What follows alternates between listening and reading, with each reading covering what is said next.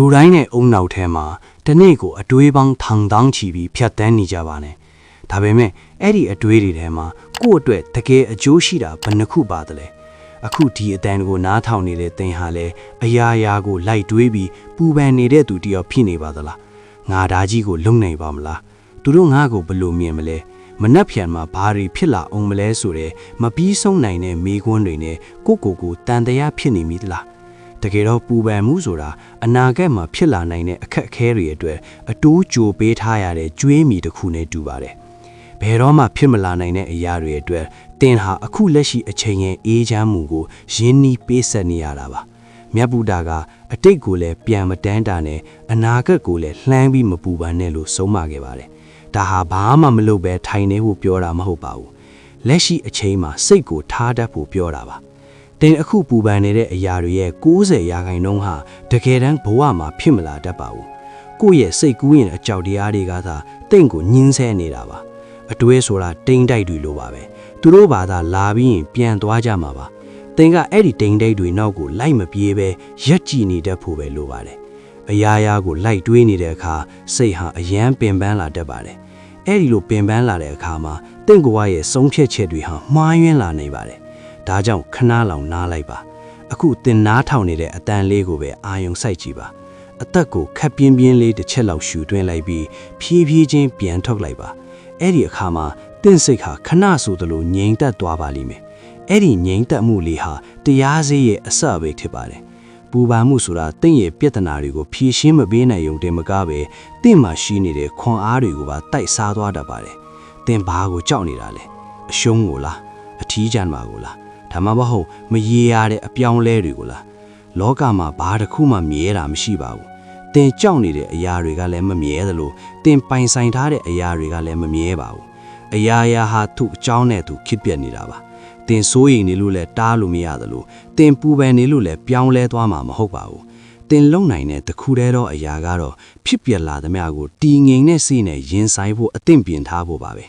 အရာရာကိုလိုက်တွေးနေတာဟာတင့်အုံနောက်ထဲမှာရှုပ်ထွေးနေတဲ့ကျူးမြင်တွေကိုပိုပြီးထုံးနေတယ်လို့ပါပဲအဲ့ဒီအစားလက်ရှိလုတ်เสียရှိတာကိုပဲအာယုံစိုက်လိုက်ပါအလုတ်လုံနေရင်အလုတ်ထဲမှာပဲစိတ်ကိုထားပါထမင်းစားနေရင်ထမင်းစားတဲ့အရာတာကိုပဲတိအောင်လုပ်ပါအဲ့ဒီလိုလက်ရှိအာယုံပေါ်မှာစိတ်ကိုကတ်ထားနိုင်တဲ့အခါပူပန်မှုတွေဟာတင့်စီကနေတဖြည်းဖြည်းဝေးကွာသွားပါလိမ့်မယ်ဘဝဆိုတာခရီးတစ်ခုပါအဲ့ဒီခရီးမှာအပိုပစ္စည်းတွေအများကြီးတည်သွားရင်တင်ပဲပင်ပန်းပါလိမ့်မယ်အနာဂတ်ဆိုတဲ့ထုတ်ပုံမထားသေးတဲ့အထုပ်တွေကိုအခုကတည်းကကြိုးပြီးပိုးမထားပါနဲ့ကိုယုံကြည်မှုရှိနဲ့ဒီနေ့ဒီအချိန်လေးကိုအကောင်းဆုံးဖြတ်တန်းလိုက်ပါအဲ့ဒါဟာအရာရာကိုလိုက်တွေးနေသူတွေအတွက်အစွမ်းထက်ဆုံးတရားစေးတစ်ခွက်ပါတယ်မနှက်ဖြန်အတွက်စိတ်ပူနေတာထက်ဒီနေ့မှာကိုယ့်စိတ်ကိုဘလို့အေးချမ်းအောင်ထားမလဲဆိုတာကပိုပြီးအရေးကြီးပါတယ်ပူပန်မှုတွေလော့ကျသွားတဲ့အခါတင့်ဘဝဟာအရင်ကထက်ပိုပြီးကြီးလင်းလာတာကိုတင်ကိုယ်တိုင်ခံစားရပါလိမ့်မယ်အတွေးဒီနောက်ကိုလိုက်မပြေးပဲရဲကြည့်တတ်သူဆိုတာစကားပြောရတဲ့လောက်တော့မလွယ်ကူလာပါဘူးဒါပေမဲ့ဒါဟာလိကျင့်ယူလို့ရတဲ့အတတ်ပညာတစ်ခုပါအရာရာကိုလိုက်ပူပန်နေတဲ့အခါစိတ်ဟာရေနှောက်နေတဲ့ရေကန်တစ်ခုနဲ့တူနေတတ်ပါတယ်ရေနှောက်နေရင်ကန်အောက်ခြေမှာဘာရှိလဲဆိုတာမမြင်နိုင်တယ်လို့ပဲစိတ်နှောက်နေရင်လဲဘဝရဲ့အမှန်တရားနဲ့ထွက်ပေါက်တွေကိုတင်မြင်နိုင်မှာမဟုတ်ပါဘူးတင်လို့ရမှာကအဲ့ဒီနှောက်နေတဲ့ရေတွေကိုအတင်းလိုက်စစ်ထုတ်ဖို့မဟုတ်ပါဘူးရေကန်ကိုငိမ့်ငိမ့်လေးထားလိုက်ဖို့ပါပဲအချိန်တိုင်းတာတစ်ခုထိငိမ့်အောင်ထားလိုက်ရင်အနီးတွေဟာသူ့အလိုလိုထိုင်သွားပြီးရေဟာကြည်လင်လာပါလိမ့်မယ်တင်းရဲ့ပူပါမှုတွေကလည်းဒီတိုင်းပါပဲငါဘာလို့ဒီလောက်တောင်တွေးနေရတာလဲဆိုပြီးကိုထက်ဆင့်အပြစ်တင်တာဟာနောက်နေတဲ့ရေကိုလက်နဲ့မှွေလိုက်တယ်လို့ပါပဲပိုပြီးနောက်သွားဖို့ပဲရှိပါတယ်အဲ့ဒီအစားငါအခုအတွေးတွေများနေပါလားဆိုတာကိုအတိအမှတ်ပြုလိုက်ပါအဲ့ဒီလိုတိလိုက်တဲ့အချိန်မှတင်ဟာအတွေးထဲကနေတဝက်လောက်ယုံထွက်ပြီးသားဖြစ်သွားပါပြီလူတော်များများဟာသူတို့ရဲ့အတွေးတွေဟာသူတို့ကိုယ်လိုက်ပဲလို့ထင်နေကြပါတယ်တကယ်တော့တင်ဟာအတွေးမဟုတ်ပါဘူးတင်ဟာအဲ့ဒီအတွေးတွေကိုတိနေတဲ့အတိတရားသာဖြစ်ပါတယ်ဥပမာအားဖြင့်ကောင်းကင်ကြီးဟာအတွေးမဟုတ်ဘူးကောင်းကင်မှာဖြတ်သွားတဲ့တိမ်တွေကသာအတွေးတွေပါတိမ်တွေကဘလောက်ပဲမဲကောင်းကင်ကြီးကတော့အမြဲတမ်းနောက်ွယ်မှာရှိနေတာပါပဲတင်လဲအဲ့ဒီလိုပါပဲတင်းရဲ့ပူပန်မှုဆိုတဲ့တိမ်မဲတွေနောက်ွယ်မှာအေးချမ်းတဲ့စိတ်အခန့်ဆိုတာအမြဲရှိနေပါတယ်အဲ့ဒီအေးချမ်းမှုကိုပြန်ရှာတွေးဖို့ဆိုရင်လက်ရှိအခက်အတန့် present moment တွေကိုပြန်လာရပါမယ်လူတွေဟာအနာဂတ်မှာမဖြစ်သေးတဲ့ဘေးဒုက္ခတွေကိုကြိုတွေးပြီးကြောက်နေကြမလို့အတိတ်ကမှားခဲ့တာတွေကိုပြန်တွေးပြီးနောင်တရနေကြပါတယ်အဲ့ဒီလိုနဲ့လက်ရှိအချိန်မှာရရှိနိုင်တဲ့ပျော်ရွှင်မှုတွေကိုလွတ်ချလိုက်ရပါတယ်တကယ်တော့တင်တကယ်အသက်ရှင်နေတာကအခုပါမနှက်ဖြန်မှာတင်အသက်ရှင်နေဥမလားဆိုတာဘယ်သူမှမသိကြပါဘူးမရေရာတဲ့မနှက်ဖြန်အတက်ပူပန်နေတာဟာတေချာနေတဲ့ဒီနေ့ကိုအလဟတ်တာဖြုံးသီးဖြစ်တာတဲ့အတူတူပါပဲမျက်ဖြော်သူတာကယနေ့လောက်ရမည့်အလုပ်ကိုယနေ့ပဲအကောင်းဆုံးလုပ်ပါလို့ဆိုခဲ့ပါတယ်အဲ့ဒီစကားဟာပူပါမှုအတွက်အထီးရောက်ဆုံးဆေးနေပါပဲတင်လုံနိုင်တဲ့အပိုင်းကိုအကောင်းဆုံးလုပ်လိုက်ပါတင်ထိန်ချူလို့မရတဲ့အကျိုးရလက်အပိုင်းကိုတော့တဘာဝတရားစီကိုခတ္တအနမ်းထားလိုက်ပါအရာရာကိုကိုယ်စိတ်တိုင်းကြဖြစ်စေခြင်းနဲ့အတ္တကပူပါမှုကိုမွေးဖွားပေးတာပါလောကကြီးကတင့်စိတ်တိုင်းကြလဲပါနေတာမဟုတ်ပါဘူးသူ့ရဲ့အကြောင်းတရားတွေအတိုင်းလဲပါနေတာပါဒါကိုလက်ခံနိုင်လိုက်တဲ့နေ့မှာတင့်ပခုံးပေါ်ကအလေးကြီးတစ်ခုပြုတ်ကျသွားတယ်လို့ခံစားရပါလိမ့်မယ်ပူပါမှုတွေများလာတဲ့အခါတဘာဝတရားကိုငြီးကြည့်ပါတစ်ပင်တွေဟာသူတို့ရဲ့သွေးရွက်တွေကြွေကျသွားမှာကိုကြိုပြီးပူပါမနေကြပါဘူးရာသီဥကိုလိုက်ပွင့်ချိန်တန်ရင်ပွင့်ပြီးကြွေချိန်တန်ရင်ကြွေကြတာပါတင်လဲတဘာဝတရားရဲ့အပိုင်းတိုက်တစ်ခုပါဖြစ်လာသမျှကိုလက်ခံနိုင်တဲ့စိတ်ထားမျိုးမွေးမှုကြည့်ပါဖြစ်လာရင်လည်းရင်ဆိုင်မဲဆိုတဲ့တတိဟာဘာဖြစ်လာမလဲဆိုတဲ့ပူပန်မှုကိုအောင်နိုင်တဲ့တော့ကြပါပဲအခုဒီအတန်ကိုနားထောင်ရင်းနဲ့တင်းရဲ့ပူပန်မှုတွေကိုခဏလောက်ဖေးချလိုက်ကြည့်ပါတင်းစိတ်ထဲမှာအလင်းလောင်လေးတစ်ချက်ပေါ်လာတာကိုခံစားရပါလိမ့်မယ်အဲ့ဒီအလင်းလောင်ဟာတင်းရဲ့ပင်ကိုအေးချမ်းမှုပါပဲအရာရာကိုလိုက်ပူပန်နေရတဲ့အကြောင်းရင်းတွေထဲမှာနောက်ထပ်တစ်ခုကတော့ပြီးပြည့်စုံခြင်းစိတ်ပါပဲငါလောက်သမျှအမားမပါရဘူးငါဘဝကအမြဲတမ်းအဆင်ပြေနေရမယ်သူများတွေရှေ့မှာငါကအမြဲကြီးကောင်းနေရမယ်ဆိုတဲ့အတွေးတွေကတင့်ကိုအကျဉ်းချထားတာပါအမှန်တော့လောကမှာဘယ်အရာမှမပြည့်စုံပါဘူးမပြည့်စုံခြင်းဟာလည်းတဘာဝတရားရဲ့လှပမှုတစ်ခုပါပဲတင့်ရဲ့အမားတွေတင့်ရဲ့အားနည်းချက်တွေနဲ့တင့်ရဲ့ရုံးကန်နေရမှုတွေဟာတင့်ကိုလူသားတစ်ယောက်ဖြစ်စေတာပါဒါကိုလက်မခံနိုင်ပဲအမြဲတမ်းပြည့်စုံဖို့ကြိုးစားနေတဲ့အခါစိတ်ဟာအမြဲတမ်းတင်းကျပ်ပြီးပူပန်မှုတွေနဲ့ပြည့်နေတတ်ပါတယ်မြတ်ဗုဒ္ဓကအနိစ္စဆိုတဲ့မမြဲခြင်းတရားကိုဟောကြားခဲ့ပါတယ်အဲ့ဒီမမြဲခြင်းတရားကိုတကယ်နားလည်သွားရင်သင်ဟာပူပန်မှုတွေကနေလွတ်မြောက်သွားပါလိမ့်မယ်သင်မှာရှိတဲ့ပြဿနာတွေဟာလည်းမမြဲပါဘူးခဏနေရင်သူတို့ဟာပုံစံတစ်မျိုးနဲ့ပြောင်းလဲသွားမှာပါအခုသင်အရန်ပူပန်နေတဲ့ကိစ္စတစ်ခုကိုပြန်စဉ်းစားကြည့်ပါလွန်ခဲ့တဲ့တစ်နှစ်ဒါမှမဟုတ်9နှစ်လောက်ကသင်အခုလိုပဲအကြီးအကျယ်ပူပန်ခဲ့မှုတဲ့ကိစ္စတွေအခုပဲရောက်ကုန်ပြီလေအဲ့ဒီအချိန်တုန်းကတော့ဒါဟာကဘာပြတ်မသက်ခံစားခဲ့ရပေမဲ့အခုတော့သင်မေ့တောင်မေ့နေလောက်ပါပြီအခုကြုံနေရတဲ့ပူပန်မှုတွေဟာလည်းဒီတိုင်းပါပဲအချိန်တန်ရင်လွင့်ပါသွားမှာပါဒါဟာလဲကြော်ဖြတ်သွားမှာပါဆိုတဲ့စကားစုလေးကိုစိတ်ထဲမှာအမြဲဆောင်ထားပါဒါဟာအစွန်းရောက်တဲ့အစိုးမြင်ဝါဒမဟုတ်သလိုအကောင်းမြင်ဝါဒတတ်တယ်လည်းမဟုတ်ပါဘူးဒါဟာအရှိကိုအရှိအတိုင်းမြင်တဲ့အမှန်တရားပါသင်ဟာအရာရာကိုလိုက်ပြီးထိန်းချုပ်ဖို့ကြိုးစားနေသူရဲ့သင်ဟာပူပန်နေရအောင်ပါပဲလောကကြီးကမြင်းကိုင်းတကောင်လိုပါပဲသူ့ကိုအတင်းကြီးကုန်းကပ်ပြီးထိန်းချုပ်ဖို့ကြိုးစားရင်သင်ပဲတိုင်ရပါလိမ့်မယ်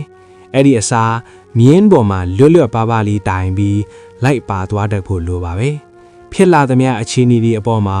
ငါဘယ်လိုတုံ့ပြန်မလဲဆိုတာကိုပဲအာရုံစိုက်ပါအပြင်ဘက်ကဖြစ်ရက်တွေကိုသင်ထိန်းချုပ်လို့မရပေမဲ့သင်အတွင်းစိတ်ရဲ့တုံ့ပြန်မှုကိုတော့သင်ထိန်းချုပ်လို့ရပါတယ်ဒါဟာသင်မှာရှိတဲ့အကြီးမားဆုံးသောလွတ်လပ်ခွင့်ပါပဲပူပန်မှုတွေဝင်လာတဲ့အခါကိုမေးခွန်းတစ်ခုမေးကြည့်ပါဒီကိစ္စအတွက်ငါအခုလက်ရှိဘာလုပ်နိုင်သလဲလို့အကယ်၍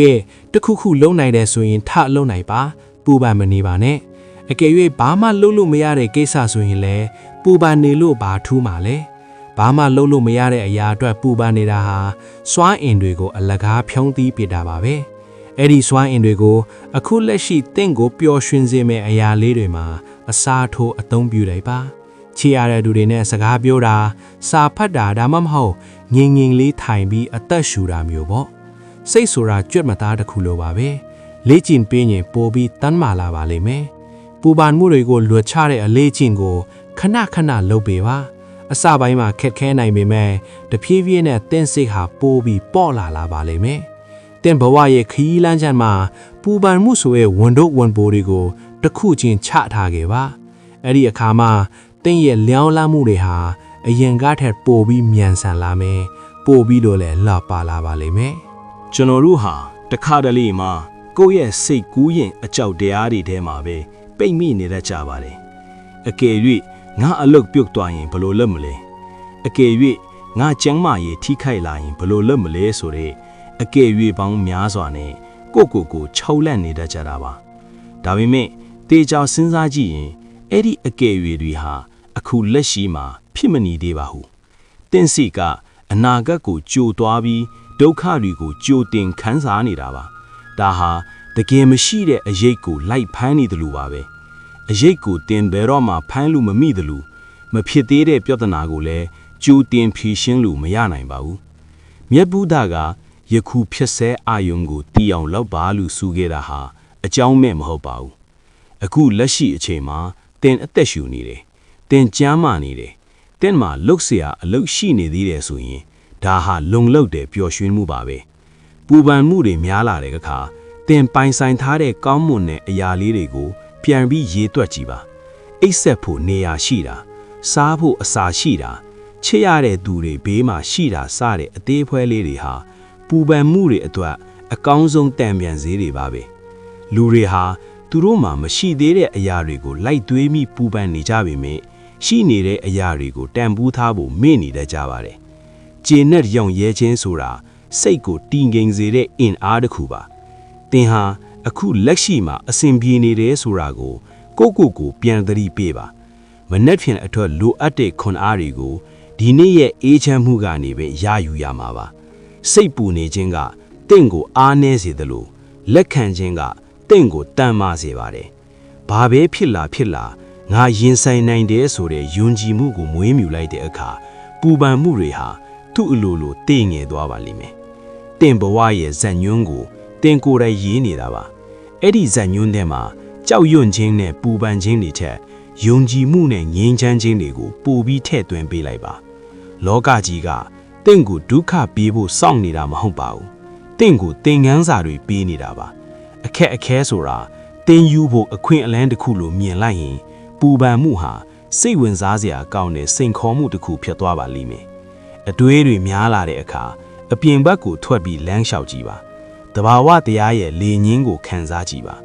ကောင်းကင်ကြီးရဲ့ကျေပြောမှုကိုကြည့်ပြီးတင့်ရဲ့ပူပန်မှုတွေဟာဘလောက်တောင်သေးငယ်တယ်လဲဆိုတာကိုစဉ်းကျင်ကြည့်ပါ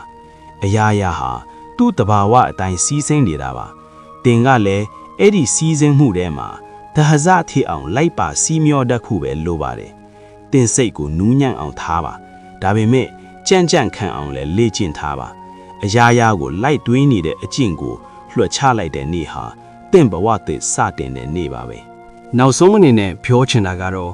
တင်းရဲ့စိတ်ဟာအဖိုးတန်တဲ့ဥယျာဉ်တစ်ခုနဲ့တူပါတယ်အဲ့ဒီဥယျာဉ်ထဲမှာပူပန်မှုဆိုတဲ့ပေါင်းပင်တွေကိုအလိုလိုရှင်သန်ခွင့်မပေးပါနဲ့ပေါင်းပင်တွေကိုနှုတ်ပစ်ဖို့အကောင်းဆုံးနည်းလမ်းကတော့အေးချမ်းမှုနဲ့တတိတရားဆိုတဲ့ပန်းပင်တွေကိုများစိုက်ပျိုးဖို့ပါပဲအရာရာကိုလိုက်သွေးပြီးပူပန်နေတတ်တဲ့အကျင့်ဟာတနေ့တည်းနဲ့ပျောက်သွားမှာမဟုတ်ပေမဲ့နေ့တိုင်းတတိလီကပ်ပြီးလေ့ကျင့်သွားမယ်ဆိုရင်တင်းစီဟာတချီးပြင်းနဲ့ကြီးလန်းလာပါလိမ့်မယ်ဘဝဆိုတာပဟေလိတစ်ခုမဟုတ်ပါဘူးခံစားကြည့်ရှုရမယ့်အတွေ့အကြုံတစ်ခုသားဖြစ်ပါတယ်အဖြေတွေကိုကြိုတီးဖို့ကြိုးစားနေတာထက်ခရီးလမ်းတစ်ခုလုံးကိုအေးလူရှောင်းလန်းကြည့်ပါတင်မှာဖြစ်သမျှကိုရင်ဆိုင်နိုင်တဲ့စွမ်းအားတွေရှိပြီးသားပါအဲ့ဒီစွမ်းအားတွေကိုပူပန်မှုတွေအောက်မှာမြုပ်နှံမထားပါနဲ့အခုဒီအတန်အေးဆုံးသွားတဲ့အခါမှာတင်ပတ်ဝန်းကျင်ကိုတစ်ချက်လောက်ဝေ့ကြည့်လိုက်ပါတဲ့ အနီးအနားမှာရှိနေတဲ့အလှတွေအားတွေကိုရှာဖွေကြည့်ပါနှက်ကလေးတွေအော်တန်းလေးတိုင်းလောက်လှုပ်ခတ်သွားတဲ့တိလွတ်တန်းဒါမှမဟုတ်တင်အသက်ရှူတန်းလေးကိုပဲဖြစ်အာယုံဆိုင်လိုက်ပါအဲ့ဒီအချိန်မှာတင်ဟာပူပန်မှုတွေကနေလွတ်မြောက်နေတာကိုသတိပြုမိပါလိမ့်မယ်အဲ့ဒီလွတ်မြောက်မှုလေးကိုတစ်နေ့ထက်တစ်နေ့ပိုပြီးရှည်ကြအောင်တိဆောက်သွားပါတင်ဟာပူပန်နေဖို့မွေးဖွားလာတာမဟုတ်ဘဲအေးချမ်းစွာရှင်သန်ဖို့မွေးဖွားလာတာပါမိမိကိုယုံကြည်ပါလောကကြီးရဲ့ဖြစ်မှုကိုယုံကြည်ပါအရာရာဟာသူ့အချိန်နဲ့သူအစဉ်ပြေသွားပါလိမ့်မယ်တင်မှာလက်ရှိခေါင်းထဲကထုတ်မရအောင်ပူပန်နေရတဲ့ကိစ္စတွေရှိနေတယ်လေဒီဗီဒီယိုလေးရဲ့ comment မှာ ရင်ဖွင့်ခဲ့လို့ရပါတယ်ကျွန်တော်တို့ရဲ့ဓမ္မဘဝခရီးမိသားစုဝင်တွေကတင့်ကိုအငြင်းတမ်းနှွေးထွေးစွာနားထောင်ပေးနေမှာပါဒီဗီဒီယိုလေးကတင့်အတွက်တခုခုအကျိုးရှိစေခဲ့တယ်ဆိုရင်တော့ like လေးပေးခဲ့ပြီးတင့်လိုပဲပူပန်မှုတွေများနေတဲ့တငယ်ချင်းတွေစီကိုလည်းပြန်လည်မျှဝေပေးဖို့ဖိတ်ခေါ်ချင်ပါတယ်နောက်ထပ်လည်းဘဝအတွက်အေးချမ်းမှုပေးမဲ့တရားဓမ္မနဲ့စိတ်ခွန်အားခီအကြောင်းအရာတွေကိုနားထောင်ဖို့ကျွန်တော်တို့ channel ကို subscribe လုပ်ထားဖို့မမေ့ပါအောင်နော်အားလုံးပဲအတွေးတွေကနေလွတ်မြောက်ပြီးအေးချမ်းတဲ့နေ့ရက်တွေကိုပိုင်ဆိုင်နိုင်ကြပါစေ